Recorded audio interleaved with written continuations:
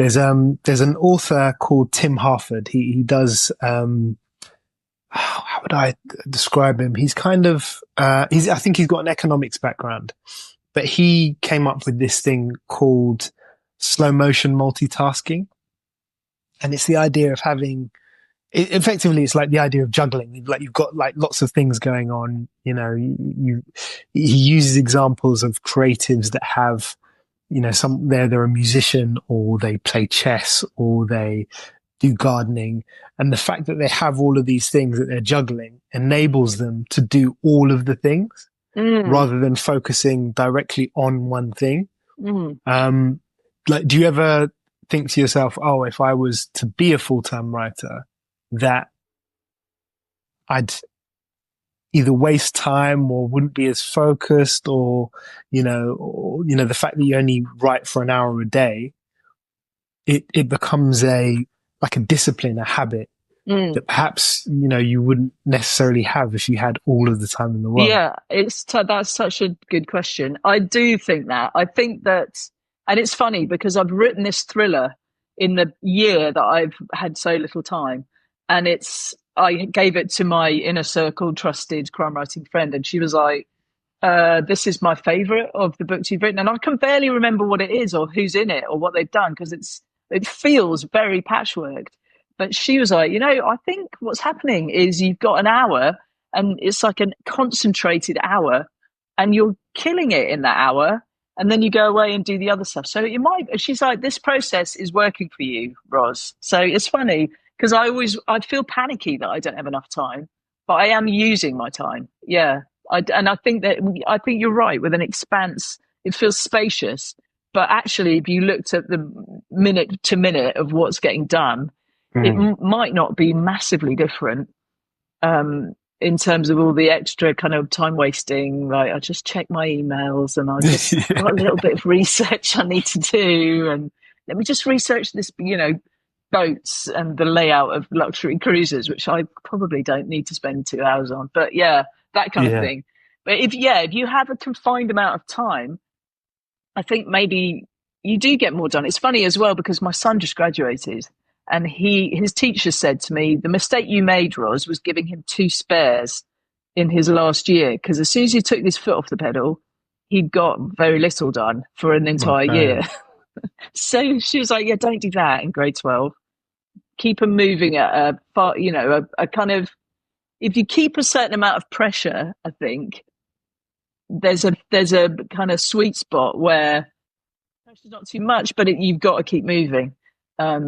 So for me, it's about that, trying to find that sweet spot where I am, because I am under pressure to get a lot of stuff done. I'm mentoring this year. I'm working for a university writing program. I'm trying to finish a thriller. I'm pitching a new one, and I'm working full time. So yeah, it's a lot, but I'm just trying to stay kind of healthy within that, and then I might just get everything done, which would be good. Yeah, because there's always that negative of, you know, being too busy isn't a good thing. But then, you know, if you're kind of trying to find little pockets of time to do your passion, that may actually be a healthier approach.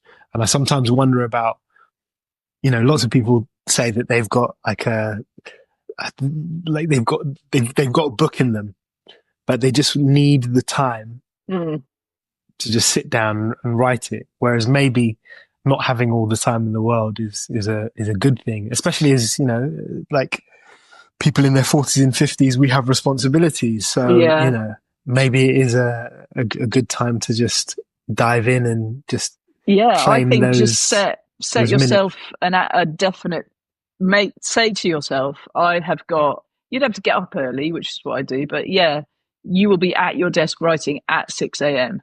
every morning. Like you would, you know, go for a walk, or you would make a coffee, you write for an hour.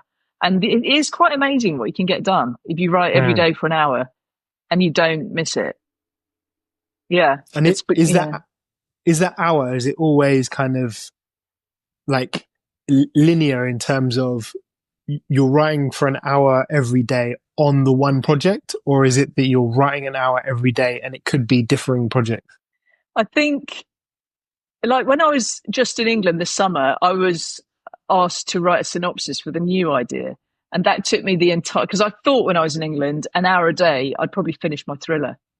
But I knew I tend to prioritize by what are people waiting on from me?